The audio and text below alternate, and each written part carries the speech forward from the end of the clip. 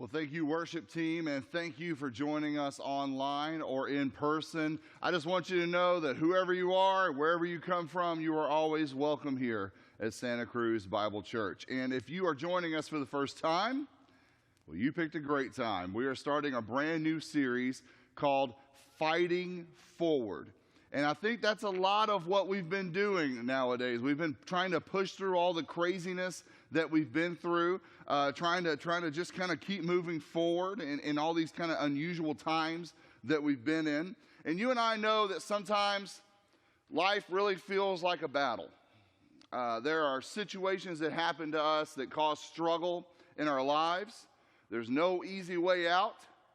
And we know that moving forward is going to require some difficult decisions and some determination. Those are not fun times in our lives, but they're very critical moments in our lives. And I actually, last year, felt like I was kind of fighting forward. It was very real in my life. And what had happened was I found myself looking for a job out of nowhere due to a situation out of my control. Maybe you've heard the story, but and maybe you've been there before. Just something happens. All of a sudden, there's no control over the situation, and here you are. And what's interesting is, when we cause something to happen or a situation is your fault, well, then it makes sense because it's kind of cause and effect.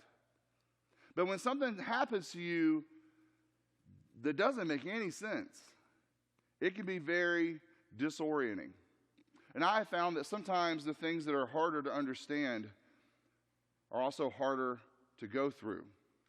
And so I was struggling with this sudden change in my life, and you know this, but life keeps going. And I was in this kind of weird time of trying to make sense of what had just happened, but also trying to figure out what was going to happen next. And I was taking a lot of walks in night, just talking to God, right? Just kind of walk around and talk to God. Sometimes these conversations were quiet. Sometimes they were a little loud, I'll be honest with you. Sometimes they got I'm sure my neighbors were thinking, man, finally Matt has snapped. I knew it was going to happen, right? And I was kind of walking around just having these conversations with God because in reality, I was like, God, I need you to heal me from what has happened. But I also need you to guide me to what's next. And it was this weird thing where you feel like you're an injured athlete. You're kind of on the bench, and you're healing from an injury, and you really, really want to be back on the field, but you can't because you've got to heal first. I don't know if you've ever had a time like that, but it's a tough, kind of an awkward time. And when things are disorienting, temptation moves in. I have found that tough times yield really unusual temptations in our lives. There are sometimes moments that break us or get us to a certain point where you would be tempted to do things where in other situations you would never be tempted. And in the midst of all this disorientation, if I'm being really honest with you, I felt this temptation to quit. To just go, man, wouldn't life be easier if you just stopped doing this ministry thing? You know, I know God's put a call on me and all that kind of stuff, but what if I just put this call on hold for a while and just do something else and just kind of, just do something different? And what's interesting about this time was I had all these people reaching out to me and encouraging me, but none of them could take the little voice of doubt away. You ever heard that voice in your life? That little voice of doubt. You don't like to talk about it. It really messes with your head. And I knew that at some point I got to face this thing head on. I got to face these doubts and figure this thing out. And so I made a decision. And the decision was really this. No matter what was going on in my head, I'm going to listen to God and I'm going to do what He says. I just resolved that this is what I'm going to do, not having any idea that God was about to bring me all the way across the country to Santa Cruz, California. I had no idea. To lead a church, and there was this great direction and all these things that God had. I couldn't see it at the time. There was a plan, a direction. But at the time, I couldn't feel or see any of that. And what was interesting is I did realize something. And that's this, is that when my direction is not clear, well, my decisions will have to be. Sometimes you're not going to feel or know, or life can be very disorienting. So I'm going to have to make clear decisions about what I know is true. And here's what I knew was true, is that I need to fight these doubts. I need to increase my faith. Because here's what I know. I know God is faithful. And I know he'll be faithful even in those dark times. So my decision was that. And that's really what this series is about. Not just necessarily that situation or my situation. It's really about people being put in situations where the decisions that they made really determined the direction of their lives, for better or for worse. And even though this series is about people who were around over 3,000 years ago, I mean, really think about that, right? Funny thing is, these are the same issues, same struggles that we wrestle with today. Now, if you heard over 3,000 years ago and you're kind of a history buff person, right, and that kind of gets you excited, let me kind of tell you where we're going to be, this time period that we're going to be in for this next kind of 8 to 9 weeks. Here's it is. We're going to be in the time period of about roughly 1050 to 970 BC. Okay, that's kind of roughly the time period. And if you're familiar with the Bible, okay, and you want to follow along, kind of read a little in depth into some of these stories, because I'm kind of doing the highlight reel version, but if you really want to hear all the details, they're in 1st and 2nd Samuel, okay? So that's where we're going to be camping out for a little while. And I want to look at the very first person that we want to talk about in this series in a situation that they faced, and then we're going to talk about how it applies to us today. Now, before there was King David, who is the central figure of this series, but spoiler alert, he's actually going to arrive next week, okay? So he's coming next week, but here's the thing. To understand what's all about to happen over these next few weeks, you got to go back to the beginning, to a guy named King Saul. Because everything really starts, all these stories and all these things that we're going to interact with really all start with Saul. And he's the key player in this week's story. So follow me, okay? I'm going to tell you a lot of story here. We're going to kind of just zoom through this, okay? So Saul was the first king of Israel. And Israel wanted a king, and their leader at the time, Samuel, was telling them, guys, God is your king. You don't need a king, okay? A king's going to tax you. He's going to take from you. You know, he's going to do all these things. He's going to rule over you. And the people's response was like, that sounds great. Like, we'll take it. Everybody else has a king, right? And we want one too. So God tells Samuel, all right, just give him a king. And Samuel says, who do you want to call? And God said, better call Saul. I'm just kidding. That didn't happen. It's a really dumb joke, but I couldn't resist putting it in there. Anyway, so here's the thing. They end up picking this guy, this tall, 30-year-old, kind of timid guy named Saul. And what happens is once Saul gets the crown, God blesses him, and he gets some huge victories over Israel's enemies, which causes his popularity to surge, and now everyone loves the new king, Saul, right? And Saul gets bolder. He starts to assert himself as king. Yeah, but then we start to see some red flags. Some things that you're kind of going, whoa, what happened here? Because Saul is, number one, he's impatient. He rushes through really important things. He gets careless, right? And the second thing you see is he has a lack of wisdom. He gives his soldiers instructions that are pretty much reckless, right? And you start to see some things. And then third, you see that he's got some rash judgment. He almost executes his own son over something trivial. And so we kind of, before we get into 1 Samuel 15, which is where we're going to be, the chapters going in, you kind of start picking up all these flags about, what's going on with Saul? I thought he was kind of timid. Because Saul went from bashful to brash, all because of the crown. And so what happens is all this kind of comes to a head. And that's where we're going to end up, in this controversial moment. Because Samuel, the leader slash prophet, right, that was before Saul, he comes to King Saul now and says, well, I had this difficult request from God. And what he tells him is that, Saul's had all these successful battles against all the enemies of Israel. He's got a win streak going. But Samuel says, listen, God has said you need to completely destroy the Amalekites. Now let me clarify, not defeat them, destroy them. Every person, every animal, every living thing, young and old, has to be destroyed. And so this is pretty controversial, right? And Saul is not the only one shocked by this order of God. We are too, right? And these are the kind of things that people read in Scripture and go, this whole completely destroy the Amalekites kind of a thing. And people point to this and go, see, how can you say God is loving? And here he is telling them to kill all these people. How can you say God's just? But some of these people are children, babies, right? What do animals have to do with anything? And this is where people just kind of go, listen, this is genocide. This is not some holy, loving, just God. And if that's where you point at and you kind of see that, I get it. I get it.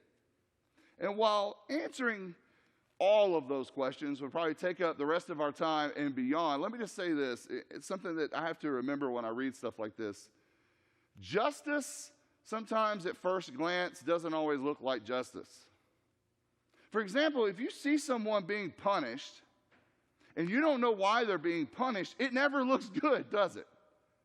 But if you have information, you get some context, well, then maybe the justice makes more sense.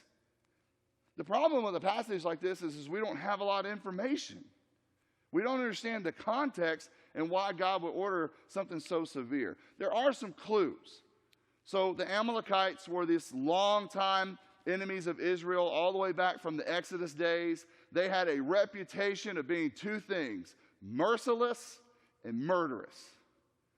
Absolutely, that was their reputation. The word, to kind of show you, the word Amalek means to lick blood. That's not a great sign, right? I don't know if I want to hang out with these folks, but here's the thing that's kind of interesting about this. As for, people go, okay, well, I get that, but what about children and animals? Okay, like all that kind of stuff. Why would God order that? And to be honest with you, all we know is that God was very clear that this culture of murder and death had to be stopped at all costs. It could not be allowed to continue. And that's hard for us because we live in a time where justice happened on the cross. Jesus took our punishment. And so we live in that era. But before the cross, justice in the Bible, just being honest, can be very hard to understand. I don't know what this is or why this happened. And just like any history, some things just don't make sense because, well, we weren't there, and where we are is thousands of years away. So hopefully that'll kind of give you some things to think about. But let's get back to the story. Saul is faced with this request. It does not make sense to him. That's clear. So what does he do? Well, let's pick it up. 1 Samuel chapter 15, verse 7. So here's what happens. It says, Then Saul slaughtered the Amalekites from Havilah all the way to Shur, east of Egypt. He captured Agag, the Amalekite king. This is a lot of tongue twisters in here, so bear with me. But he completely destroyed everyone else. Saul and his men spared Agag's life, and they kept the best of the sheep and goats, the cattle, the fat calves, and the lambs, everything, in fact, that appealed to them. They destroyed only what was worthless or poor quality. So obviously, Saul didn't do it. It didn't make sense to Saul. So Saul kind of edits it, modifies it. It's like, well, we'll keep this guy alive, and we'll keep all the stuff that works out for us. He kind of pulled a Frank Sinatra, I did it my way kind of a thing, right? And in verse 10, here's what happens. So then the Lord said to Samuel, now he's the prophet guy, right? I am sorry that I ever made Saul king, for he has not been loyal to me and has refused to obey my command. And Samuel was so deeply moved when he heard this that he cried out to the Lord all night. Early the next morning, Samuel went to find Saul. And someone told him, well, Saul went to the town of Carmel to set up a monument to himself. And then he went on to Gilgal. So let's kind of pause for a second. God tells Samuel, look, Saul's not going to make it. He's just not going to make it. And this is not, just so you know, this is not the first time Saul has edited what God has told him. But God is like, this has got to be the last time. And Samuel is grieved, like, oh no, I can't believe this has happened to our first king, and this is how he's turned out. And he goes to find Saul, and he finds Saul making a statue of himself. Man, that's awkward, right? You ever walked up on someone doing that? That's not a good sign when you walk up on someone making a statue of themselves, right? This isn't good. And so Samuel's got to be thinking, maybe God knows, a little bit more than I do, right? So here's what happens, verse 13. When Samuel finally found him, Saul greeted him cheerfully. May the Lord bless you, he said. I've carried out the Lord's command. Then what is all the bleating of sheep and goats and lowing of cattle I hear? Samuel demanded. This is awkward, right? Because busted. Saul just lies to Samuel. It's like, yep, I did it, right?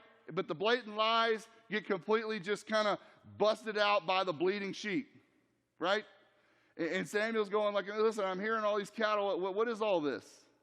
So it's obvious he didn't do it. And Samuel is mad. He is not having it. So let's pick it back up. Verse 15. It says, it's true that the army, this is Saul talking, it's true that the army, we spare the best of the sheep, goats, and cattle, Saul admitted, but we're going to sacrifice them to the Lord your God. And we destroyed everything else, which isn't true. Then Samuel said to Saul, stop. You ever have that moment where you're just like, let's just stop. Listen to what the Lord told me last night. What did he tell you? Saul asked. Next slide. Why haven't you obeyed the Lord? Why'd you rush for the plunder and do what was evil in the Lord's sight? Then he says this is really interesting. What is more pleasing to the Lord? Your burnt offerings and sacrifices, or your obedience to his voice? Listen, obedience is better than sacrifice. And submission is better than offering the fat of rams. And we'll go ahead and finish the last part here. Go ahead. Next slide. Rebellion is as sinful as witchcraft, and stubbornness as bad as worshiping idols. So because you've rejected the command of the Lord, here it comes. He's rejected you as king. Well, this isn't going to be a good day for Saul at all. He gets a lot of bad news. And after his impatience and his lack of wisdom and his rash judgment, and now he's just outright disobedience, like I'm just not going to do what you tell me to do. I'm always going to edit it, modify it, or just not do it. God's going to replace him as king. But that's not even the most important part of what Samuel says here, because look at this. Samuel tells Saul, obedience is better than sacrifice. And then he also tells him, and hey, rebellion is rebellion. Being stubborn and witchcraft are both defiance, just different styles, but they're both the same thing.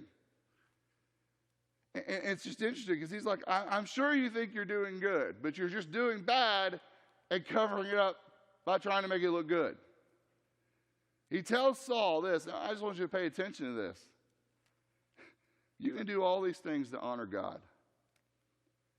But what does it matter if you won't do what he tells you to do? And think about that. Samuel points out to all of us that God can be acknowledged while also being ignored.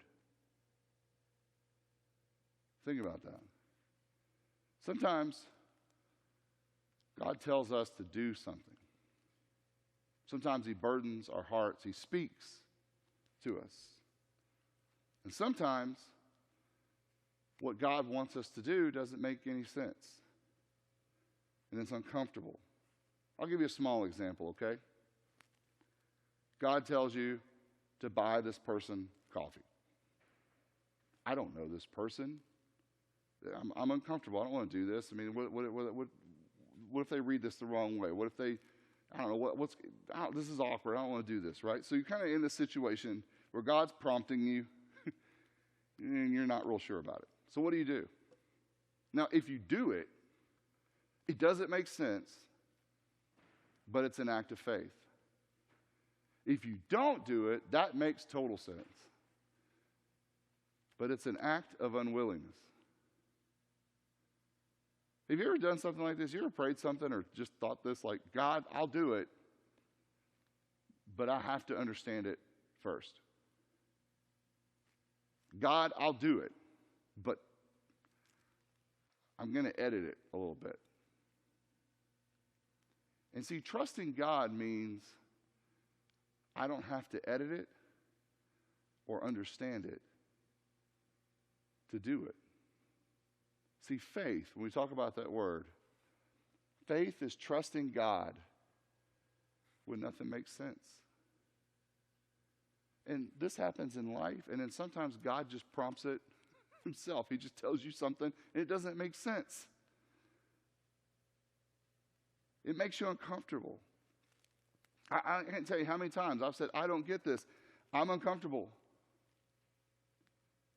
But I trust you. See, that's the decision. But I trust you. I trust your heart for me. I trust your wisdom for me. And I said earlier in life that when the direction isn't clear in your life, then the decisions have to be. And there are times, I'm going to be really honest with you, that I am not sure where God is. But in my decisions, I'm going to trust that he's there. I want you to know something. When the path is not clear, when life is a fog, let me encourage you. Trust him all the way. If God ever tells you to move across the country and go to a wonderful place with a surf culture and you've never touched a surfboard in your entire life, and nothing makes sense, I want to encourage you. Trust him all the way. You know what's interesting? Saul never realized his potential and his purpose because he could never trust God all the way. Now, Saul could trust God 50%. Pretty good at that. Sometimes on a good day, he might trust God 80%. But when it really required trust and faith, he made monuments to himself instead. Faith would have unlocked his potential and his purpose. But you know that what we have in common with Saul? The comfort zone is really hard to leave sometimes, isn't it? I know I should, but I don't want to. I know I could, but maybe let me edit it. Let me understand it. Let me ask you, just point blank. Is God speaking to you? Is there something he's put on your heart? Is there something God wants you to do? Does it make sense? Does it make you uncomfortable? Let me encourage you, you do have options of how you're going to handle this. You could wait until you just understand it. That way there's no faith or trust required at all. Or you could do like Saul and edit it. Kind of, I'll go 50%, but I'm going to change it up. The truth is, we don't know everything, and we never will. And there's never a situation that you're ever going to run into where you know all the facts. That's just not true. But there is one who knows it all. And that one deeply loves you and cares more about your life than you do. And although the path isn't clear and the plan makes no sense, I want you to know God sees all of it. And you can trust him. As scary as it is, don't go halfway. Don't go 70%. Go all the way. That's what I would encourage you to do. See, the question is very simple. When nothing makes sense, do you trust him? That's a question only you can really answer. Man, sometimes we just got to be reminded that your way is better. Your way is better. And that's so hard for us so many times. Maybe for you, today you need to trust Jesus all the way for the very first time in your life. Really hand him the keys of your life. And I will encourage you, if that is you, we have I think you can text, if you're watching online with us right now, you can text faith to 831-750-1244. And you can do that right now. Do that anytime. Whenever, we will reach out to you. We'd love to connect with you and help guide you through that decision. Wherever you are, trust him all the way. And we're praying for you. We hope you'll come back for part 2 of this series next week. If you're watching online, go share this with someone that you care about right now. We love you. God bless you. We'll see you next week.